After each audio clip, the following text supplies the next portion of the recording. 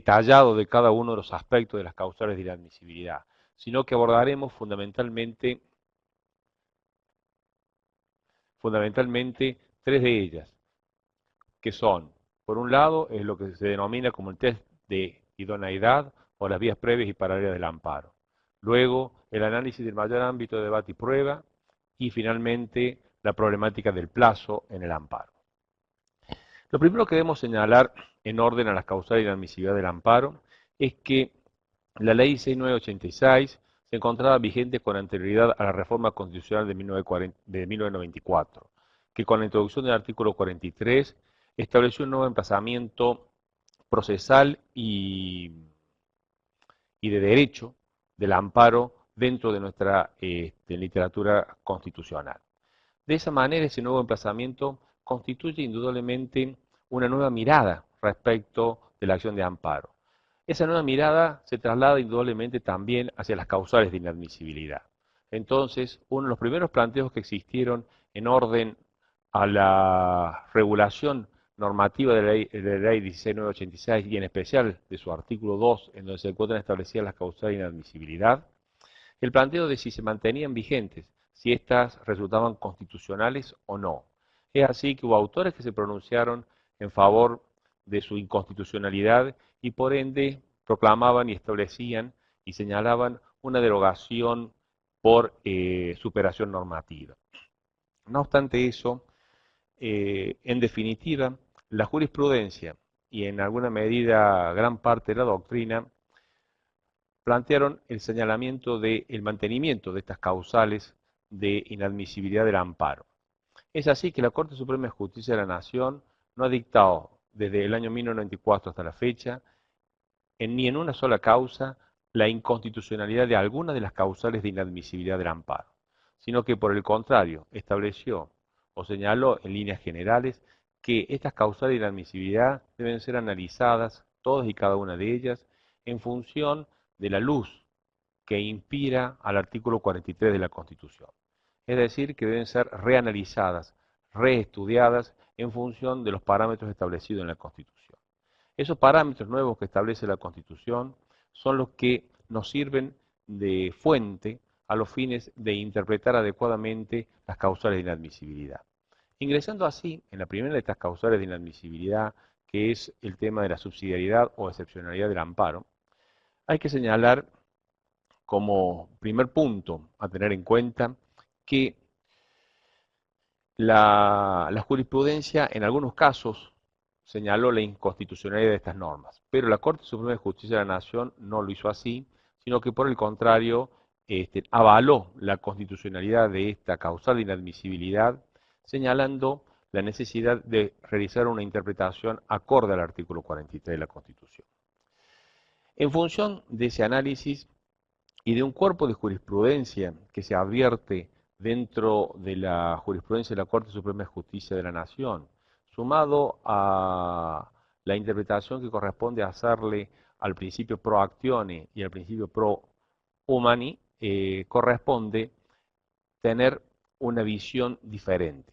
Esta visión diferente acerca del análisis de las causales de inadmisibilidad y en especial el test de idoneidad nos llevan a señalar en primer término que esa fórmula constitucional, siempre que no exista otro medio judicial más idóneo, constituye indudablemente un paso adelante con respecto al establecimiento de lo fijado en el artículo 2, inciso 1, en cuanto establecía la inadmisibilidad cuando existan recursos o remedios judiciales o administrativos que permitan obtener la protección del derecho o garantía constitucional de que se trate.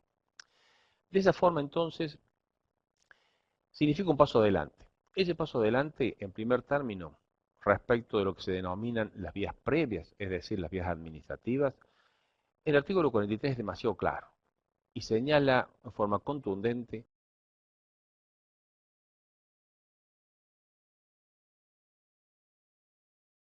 más idóneo. En función de ello, cabe proclamar entonces la plena admisibilidad de la acción de amparo frente a la opción o existencia de una vía administrativa. De ninguna manera se puede desplazar la vía del amparo por la existencia de una vía administrativa. En el derrotero, a fines de analizar los alcances de la subsidiariedad ahora en el marco de los otros medios judiciales más idóneos, se elabora un cuerpo de doctrina jurisprudencial que es el que vamos a desarrollar en sus lineamientos esenciales a continuación. En ese marco, lo primero que se establece en la jurisprudencia es que el desplazamiento de la vía del amparo no es postulable en abstracto. Esto se lo señaló por primera vez en el caso Videoclub Dreams. En ese fallo se advirtió, ¿no es cierto?, que la vía del amparo, a los fines de que proceda su desplazamiento, se deben analizar todos los elementos obrantes en la causa, como así también las pruebas acompañadas en el proceso. De ninguna manera debe efectuarse un análisis meramente ritual o de comparación entre los plazos de un proceso y los plazos del amparo, sino que lo que hay que analizar aquí, hay que analizar en forma concreta, son las cuestiones que están establecidas en ese caso y no realizar postulaciones meramente abstractas o en general, sin prescindiendo, en definitiva, de los elementos obrantes en la causa. Segundo aspecto que aparece en este cuerpo de cuerpo jurisprudencial es que la carga de la alegación y demostración de la inidoneidad de la vía del amparo es una obligación de la parte demandada y no del amparista. Hasta con anterioridad a la reforma constitucional de 1994, toda la jurisprudencia era contesta en señalar que la alegación y demostración de la idoneidad de la vía del amparo estaba a cargo del amparista, es decir, constituía uno de los capítulos esenciales de la acción de amparo, señalar la idoneidad de la vía del amparo.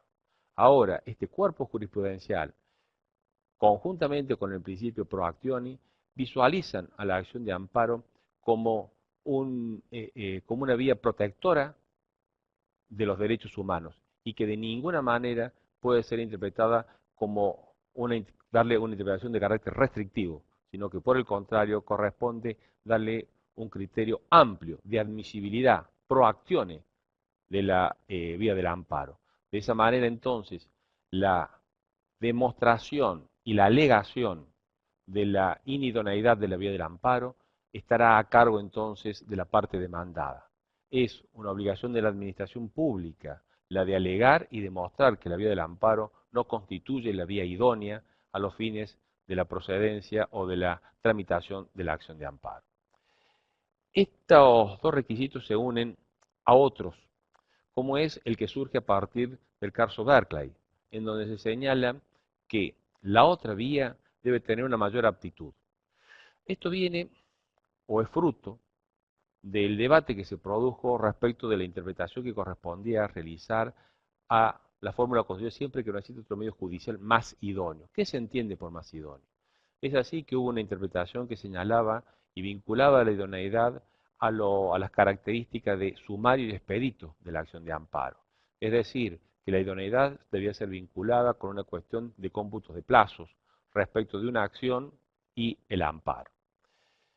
La Corte Suprema de Justicia de la Nación, en el caso que les acabo de señalar a ustedes, en el caso Berkeley, señaló que el concepto de idoneidad no había que vincularlo con una cuestión de carácter temporal o de cómputo de plazos, sino que debía ser analizado en función de la aptitud de las vías.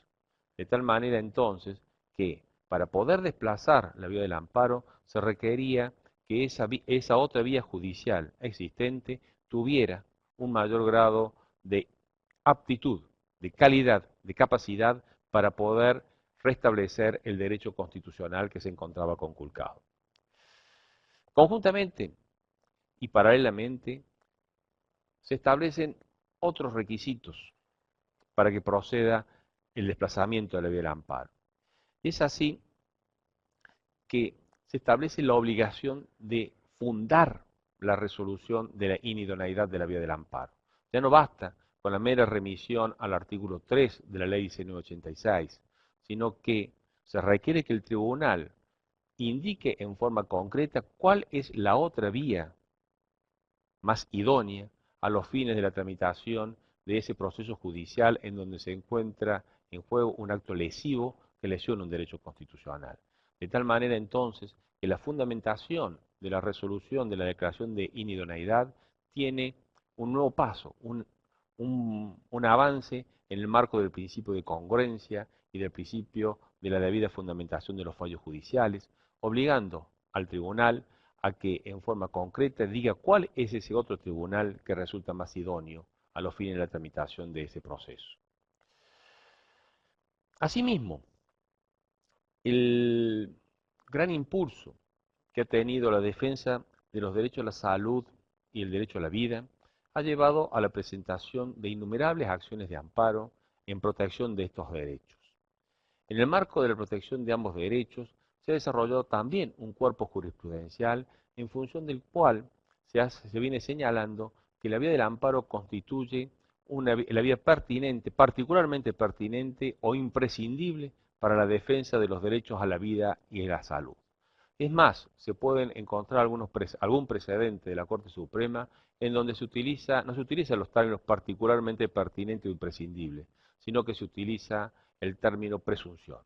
Nosotros conocemos que el término presunción en términos jurídicos tiene indudablemente un valor, una conceptualización muy concreta, en donde la presunción significa establecer un principio en favor de, que requiere que la otra parte demuestre lo contrario, de tal manera que se le estaba otorgando a la vía del amparo como presuntamente la más idónea, razón por la cual se le estaba calificando de una manera significativa a la vía del amparo en el marco de la defensa de los derechos a la salud y del derecho a la vida.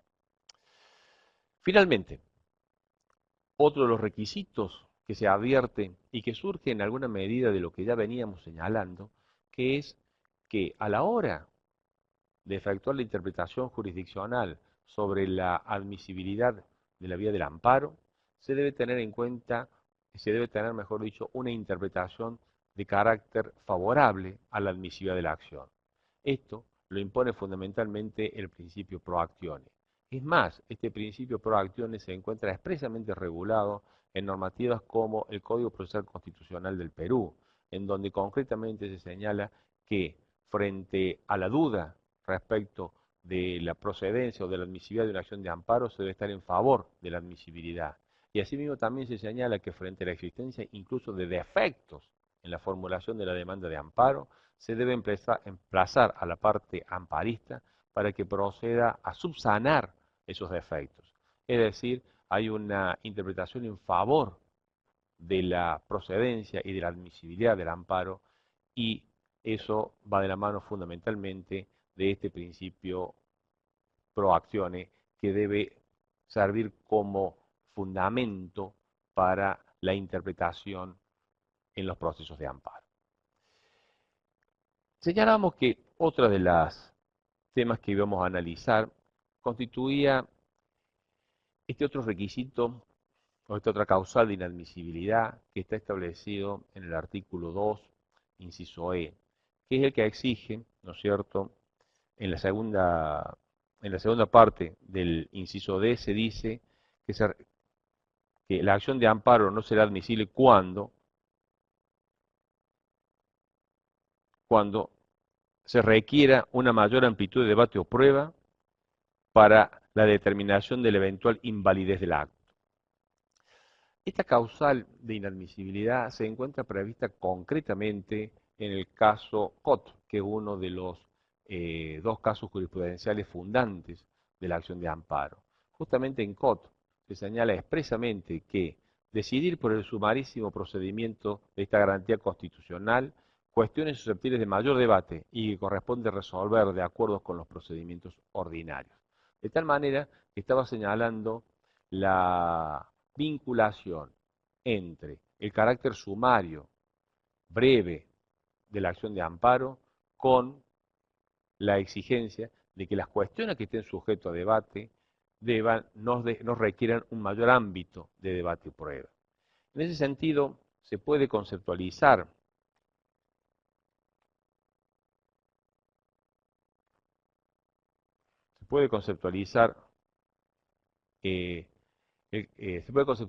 mayor ámbito de debate y prueba diciendo que las cuestiones de hecho como de derecho no deben tener la complejidad probatoria ni jurídica. no deben tener complejidad probatoria ni jurídica. ¿Qué significa esto? Esto significa que el derecho que se pretende ejercer a través de la acción de amparo y que se encuentra conculcado, debe ser un derecho que tenga, como se señala, carácter líquido, que resulte de fácil demostración y que no requiera de mayores alegaciones a los fines de poder ejercerlo y demostrar su vulneración. Requiere esto, indudablemente, de lo que ya la misma artículo 43, que también tiene como fuente el caso Cot, que es la exigencia de un mayor ámbito, perdón, de un acto lesivo manifiestamente ilegal y arbitrario. Esa exigencia de manifiestamente ilegal y arbitrario está en directa consonancia con esta exigencia de un ámbito de mayor debate y prueba. Justamente el carácter manifiesto que se le exige a la lesión debe vinculárselo con el carácter sumario de la acción, como así también con esta causal de inadmisibilidad que, en términos de la Corte Suprema de Justicia, mantiene plena vigencia y es muy utilizada por la Corte para desplazar o para rechazar acciones de amparo cuando se advierte que su análisis va a conllevar necesariamente cuestiones probatorias complejas, ya sea desde la situación de hechos o de la situación jurídica. Un ejemplo muy claro de la inexistencia de una situación compleja de derecho y de hecho es el caso Arenson, por ejemplo, en el cual se impedía el ingreso a un profesorado de matemática y física a aquellas personas que tengan una estatura inferior a 1,60 m. Ese obstáculo normativo establecido expresamente en los estatutos de ingreso a ese profesorado fueron planteadas su inconstitucionalidad por resultar discriminatorias, por afectar el principio de igualdad ante la ley y establecer en definitiva una diferenciación que no estaba sentado en parámetros objetivos y de pluralidad.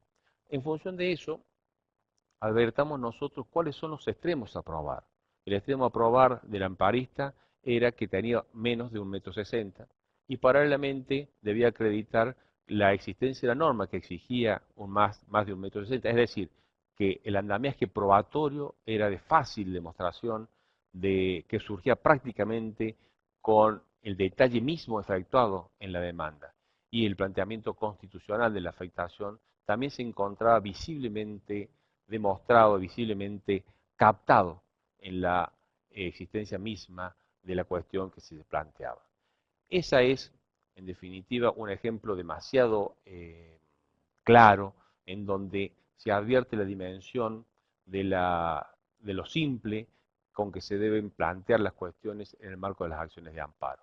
En la actualidad, las cuestiones o los actos lesivos revisten un mayor grado de complejidad tanto fáctica como jurídica, pero esa complejidad fáctica o jurídica no por sí sola va a constituir un obstáculo insalvable a los fines de la procedencia de la acción de amparo o que pueda ser la causa de proceder a su desplazamiento como vía idónea, sino que lo que se requiere por parte de los operadores jurídicos constituye fundamentalmente el debido armado del planteamiento tanto jurídico como probatorio a los fines de poder tener éxito en la acción que se pretende.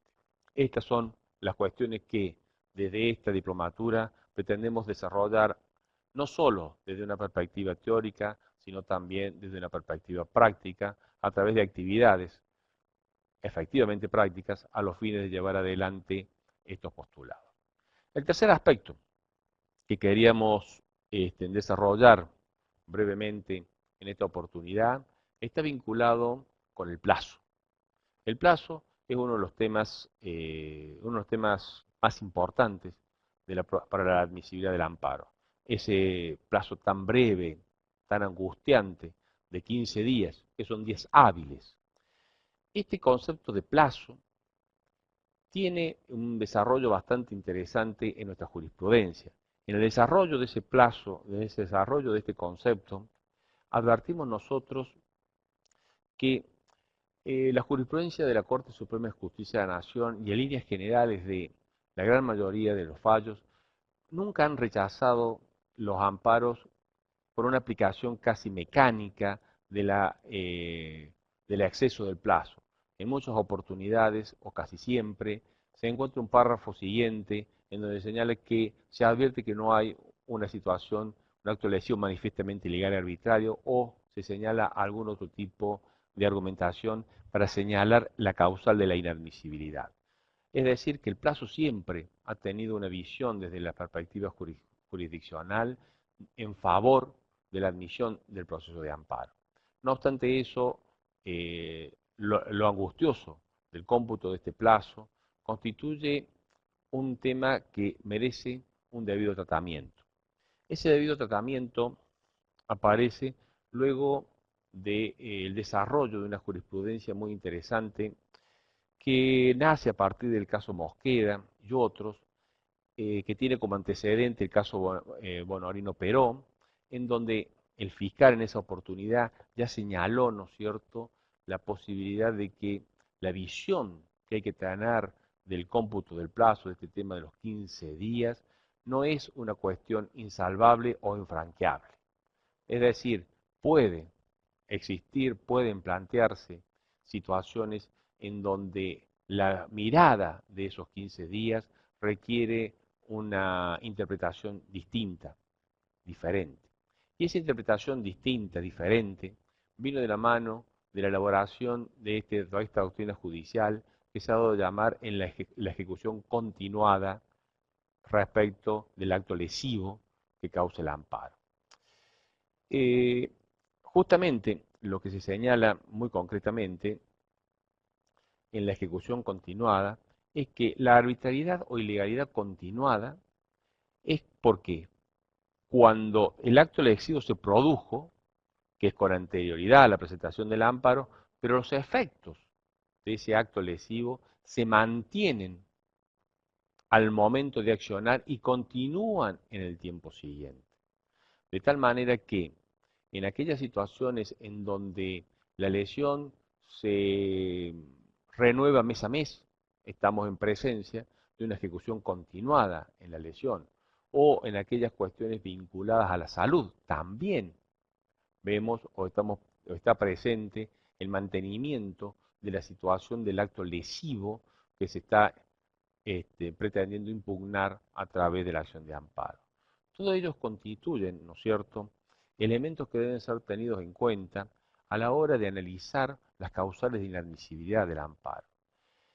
Este breve desarrollo, casi sintético y muy abreviado en su contenido, me permite a mí posicionar, ¿no es cierto?, una visión más actual, más acorde a los principios internacional de los derechos humanos que nuestra Constitución ha resaltado a partir del artículo 75, inciso 22, a través de esos 11 instrumentos de derechos humanos.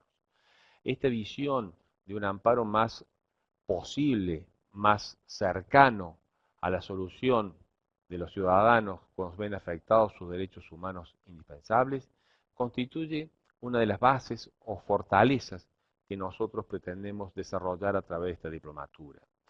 Estos constituyen en gran medida nuestro fundamento teórico y sustancial a los fines de la procedencia de la acción de amparo. Esta visión distinta es la que queremos nosotros mostrar, desarrollar y alentar a través de esta diplomatura.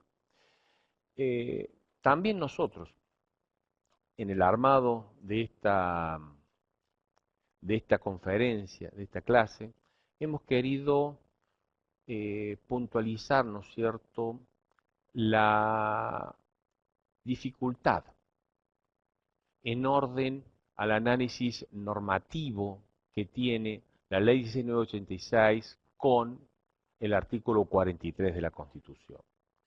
Han pasado ya muchos años desde 1994 y no se ha dictado una nueva ley de amparo. Tampoco se ha dictado un código procesal constitucional. Por el contrario, nuestros legisladores avanzaron en normativas de carácter particular, como es la ley de habeas data, o como es el amparo en la ley del ambiente. Hemos avanzado hacia el dictado de normas de carácter individual o de reglamentaciones individuales de los procesos y no hemos avanzado hacia el dictado de una norma de carácter más amplio, como sería, por ejemplo, un código procesal constitucional. Esta ausencia normativa conlleva necesariamente idas y vueltas en la jurisprudencia y sobre todo en materia de las causales de inadmisibilidad del amparo.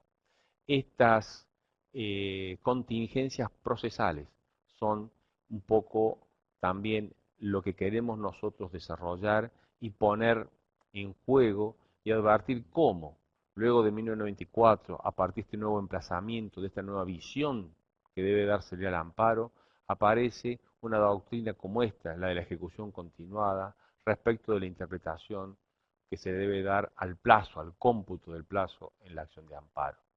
Constituyen estos cuestiones que nosotros debemos abordar con mucho cuidado y detenimiento. El análisis de diversos precedentes jurisprudenciales resultan fundamental e indispensable a los fines de avanzar claramente en un entendimiento más amplio, más generoso de la acción de amparo. La visión del amparo como un proceso meramente subsidiario, tanto de las vías administrativas como judiciales, ha quedado atrás. Se viene un nuevo camino, se está andando un nuevo camino, mejor dicho. Estamos en un proceso de cambio y de consolidación de nuevas visiones de la acción de amparo. Ya la ciudadanía advierte que a través de la acción de amparo se pueden detener medidas gubernamentales que afectan derechos esenciales, como es, por ejemplo, las acciones de amparo vinculadas al aumento del gas o de otras cuestiones de servicios públicos. Ese advertir que este proceso constitucional resulta idóneo y adecuado a los fines de la protección de estos derechos, constituye indudablemente una llamada de aliento a los fines de avanzar, ¿no es cierto?, en el estudio de la acción de amparo. El amparo se está transformando de a poco en uno de los procedimientos más idóneos a los fines de la protección de los derechos fundamentales frente a agresiones manifiestamente ilegales y arbitrarias, frente a la necesidad de una rápida y pronta resolución a esos conflictos. Justamente esto es lo que lleva a la necesidad de profundizar en el estudio de la acción de amparo y en profundizar los mecanismos, las formas, porque las formas son tan importantes muchas veces como la sustancia o el fondo a los fines de poder efectivamente garantizar el cumplimiento o el respeto de la Constitución y de los derechos constitucionales. Estas causales de inadmisibilidad del amparo tienen, a partir de este nuevo posicionamiento, una visión distinta, que ha llevado a decir incluso que la Corte Suprema de Justicia ha realizado un duro trabajo de cortes y de retoques a los fines de poder mantener esa normativa sin declararla inconstitucional. Pero muchas veces las interpretaciones que se han realizado desde las cláusulas de estas causales de inadmisibilidad llevan a señalar que ha habido, en definitiva, casi modificaciones, interpretaciones mutativas del contenido de estas causas de inadmisibilidad. Lo hemos visto recién cuando, por ejemplo, en las causas de inidoneidad del amparo se señaló el desplazamiento de la carga probatoria. La carga de la alegación y prueba del desplazamiento de la vía del amparo se requiere ahora que sea expuesta por la administración, por la parte demandada, y ya no sea una obligación que tenga que cumplir el actor, el amparista, en su presentación en la acción de amparo.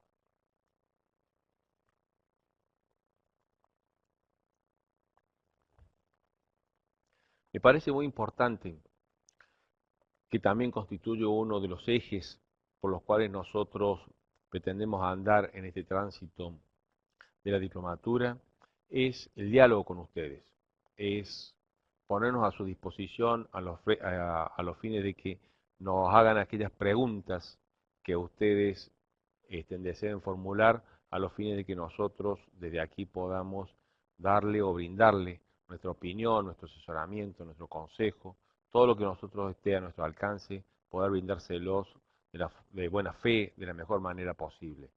Por eso es que los invito a que me formulen las preguntas que ustedes consideren me puedan idóneas para este caso. Yo aquí estoy leyendo de lejos algunas opiniones que han efectuado ustedes, pero no sé si poner a leer estas y darles algún tipo de contestación o esperar que ustedes concretamente me formulen a través del chat las pertinentes preguntas. Queda un poquito.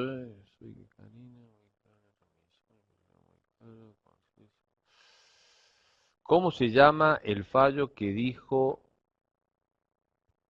del profesorado? El fallo ese es Arenson. Fallo Arenson. Es un fallo muy viejo, es de 1971, 1969, pero eso está muy claro.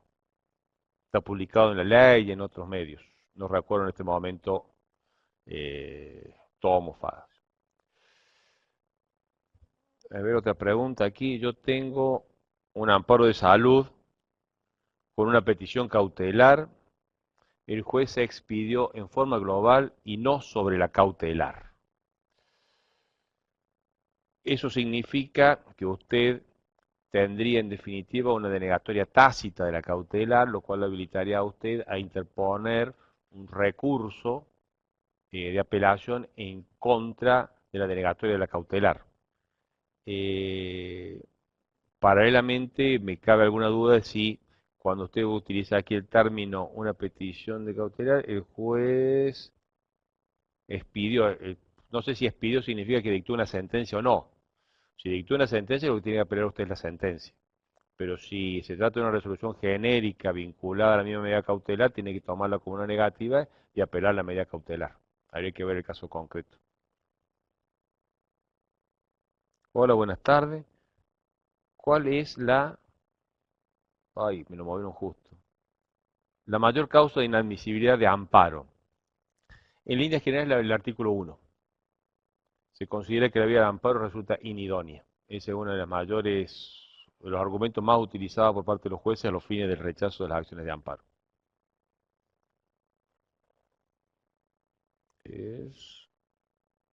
Depende en qué que fueron, en las cámaras contencioso administrativo fue analizado varios fallos y pareciera mayor debate y prueba. Bueno, en ese sentido cabe señalar que esta diplomatura, al ser a distancia, se ha llevado a cabo un análisis en función de la legislación nacional y no de la legislación provincial. La provincia de Córdoba tiene una normativa parecida a la ley 6986, que es la 4915, que ha tenido una serie de modificaciones últimamente respecto de los tribunales competentes para entender las acciones de amparo. En ese marco, al establecer como cierta división y a su vez concentración, puesto que establece que las acciones de amparo deben ser presentadas contra la administración pública, tienen que ser presentadas ante las cámaras contencioso administrativas de la ciudad o aquellas cámaras que tengan competencia en lo contencioso administrativo en el interior de la provincia. Y contra los particulares se mantiene el fuero de los tribunales civiles. Eso ha llevado, ¿no es cierto?, a un desarrollo muy específico por parte de las cámaras contenciosas administrativas en el marco de los amparos de salud, en donde tienen un desarrollo o un procedimiento muy activista en orden a la fijación de audiencia y a una serie de rol activo por parte de los camaristas a los fines de poder dar solución a las cautelares y al fondo de las cuestiones en el marco de los amparos de salud, pero estamos reduciendo el ámbito a la ciudad de Córdoba exclusivamente. Bueno, me voy a hacer un poco de cartel. Excelente exposición. ¿Cómo establecer si requiere mayor amplitud de debate o no? Siempre me queda esa duda hasta dónde sería el criterio. Bueno, en este sentido se advierte que hay un concepto muy amplio respecto del debate en términos jurídicos. A través de acciones de amparo se han planteado cuestiones que significan decisiones de legislación muy significativa en materia de derechos en la Argentina, como por ejemplo aquellos vinculados a cuestiones de la salud, como por ejemplo la cuestión del aborto. Esas son cuestiones jurídicas muy intrincadas que constituyen en definitiva decisiones de política muy importantes del Estado y han sido planteadas a través de acciones de amparo y en las acciones de amparo han sido tramitadas y han sido decididas en cuestiones de ese índole en donde indudablemente las decisiones, más allá de las posiciones personales, hay que reconocer que existe un debate jurídico respecto del alcance, por ejemplo, en ese tema. También se ha admitido nosotros las acciones de amparo en el marco de la legislación de las tarifas públicas, en orden, por ejemplo, al gas, en donde también está vinculada hay cuestiones de índole económica muy significativa. También se utilizó la acción de amparo para intentar detener la privatización en la época del gobierno de Carlos Menem, por ejemplo, en el caso de Aerolíneas Argentina, en donde la privatización de Aerolíneas Argentina, dispuesta por una ley del Congreso, se interpuso una acción de amparo tratando de frenar la aplicación de la norma, en el caso concreto, y eso llevó, ¿no es cierto?, a un debate por parte del Tribunal de Rosario que entendió y luego del Persaldo a la Corte Suprema de Justicia de la Nación, en donde se entró y se debatió la cuestión, de tal manera entonces que el ámbito, ese concepto de debate, hay que reconocer que es bastante amplio y no y bueno, eso da una perspectiva bastante significativa al desarrollo que se pueda tener. Los docentes de Entre Ríos presentamos un amparo colectivo por descuentos masivos en nuestros... A ver, disculpen que lea tan lento, pero es letra, la chica la letra es chica y ahora me lo corrieron. ¿Dónde está ese? Ah, acá, y ya ver. Y el Superior Tribunal de Justicia consideró que no era la vía. Me queda duda hasta dónde varía. No, me lo pasaron, o sea, no puedo seguir leyéndolo, no entiendo cuál fue el problema. No puedo verlo. ¿Qué? Sí, sí, por favor, para poder verlo. Ah, acá, ahí está. Ah, bien, listo. Gracias. A ver, docentes de Entrerá que está. Presentamos un amparo colectivo por descuentos masivos en nuestros haberes y el Superior Tribunal de Justicia consideró que no era la vía. ¿Cómo se debería proceder a partir de allí? Y bueno, si están todavía en plazo, tendrían que interponer un recurso extraordinario ante la Corte Suprema de Justicia de la Nación, en donde ya hay jurisprudencia sentada en el sentido de que el recurso extraordinario, que el amparo, si bien es un proceso sumario y que existe la posibilidad de interponer una acción ordinaria después del amparo, se lo admite, ¿no es cierto?, que dentro de los requisitos de recursos extraordinarios se encuentra, ¿no es cierto?, la existencia de una sentencia definitiva o lo que se denota de nuevo equiparable a tal. Y la Corte Suprema ha considerado y considera equiparable a tal, a sentencia definitiva, a las sentencias de amparo, razón por la cual la vía idónea para cuestionar este planteo se puede realizar a través de un recurso extraordinario ante la Corte Suprema de Justicia de la Nación. Mm, A ver,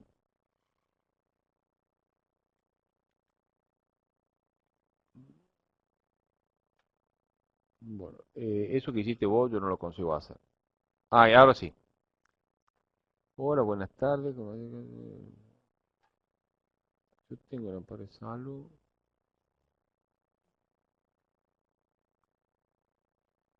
Cuando la cautela, este es otro de los grandes temas que plantea aquí Sergio.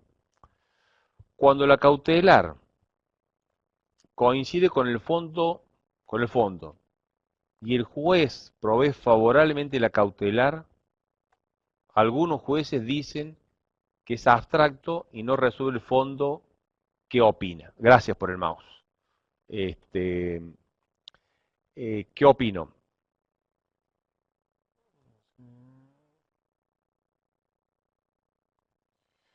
Bueno, se otorgó la cautelar dentro del proceso de amparo el amparo no se ha tornado abstracto.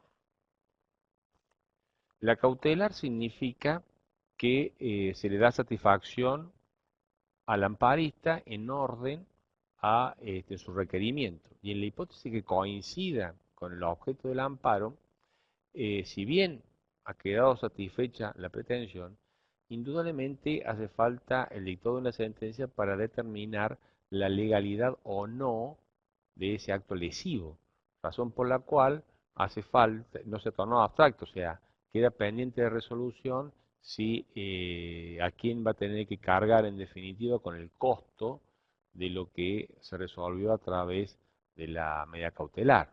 Es decir, a un caso muy concreto. Si se proveyó a una droga que era en una sola vez o en todo caso un acto quirúrgico, se llevó adelante el acto quirúrgico, el objeto del amparo ha sido cumplido, pero el costo de esa operación ha sido afrontada por la demandada. En función de eso, todavía queda por resolver en definitiva el amparo para determinar si el pago de esa operación estuvo bien efectuado por parte de la demandada o si eventualmente le corresponderá al amparista asumir ese costo en caso de un rechazo de la acción de amparo. Atento a los tiempos que tenemos, vamos a contestar dos preguntas más y vamos a cerrar este ámbito. Espero poder yo leer aquí bien. A ver. Si voy para abajo es porque son más nuevas, ¿no es cierto? O las más nuevas son las que están más arriba. Además, gracias. ¿Qué nos puede decir respecto del plazo de 48 horas para evacuar el informe del artículo 8 de la ley de amparo? Algunos tribunales lo comparten hora a hora y otros lo contemplan en horas hábiles administrativas. Bueno, eso es muy cierto. El primer término. El artículo 8 de la ley 1986 no establece el plazo de 48 horas, sino que habla de el plazo que prudencialmente fije el juez. En los tribunales federales, en líneas generales, el plazo que se otorga para el informe del artículo 8 es generalmente de 9 días o 5 días o plazos similares. Por lo menos aquí en los tribunales federales de Córdoba. En la provincia de Córdoba, la ley 4915, se establece que el plazo no podrá ser mayor a 3 días. Razón por la cual el cómputo, ¿no es cierto?, el plazo también está vinculado con eso. Y después sí tenemos el plazo de 48 horas a los fines de la apelación, tanto de la cautelar o de la sentencia. Ese plazo de 48 horas, efectivamente existen distintos criterios respecto del cómputo de esos plazos. En líneas generales, los tribunales federales aplican el plazo por hora en el sentido por hora, es decir, si se notificó a las 10 de la mañana, vence a los 2 días a las 10 de la mañana. En cambio, en la provincia de Córdoba, el Tribunal Superior de Justicia de la provincia, a partir del caso Allende Pinto y otros, estableció que el cómputo por hora debe ser realizado a partir de 0 horas del día siguiente. De tal manera que 48 horas se transforman casi en un cómputo de días y no de horas. Porque si fue notificado a las 10 de la mañana, se computa a partir de 0 horas del día siguiente, es decir, con 48 horas son 2 días más, y luego se tiene además el cargo de hora. Y no se computan los días inhábiles judiciales, salvo que estemos en el fuero penal en la provincia de Córdoba, para el caso de los particulares. Creo que con eso más o menos contestaría su inquietud. Que muchas preguntas que hay acá. Bueno, vamos a elegir esta.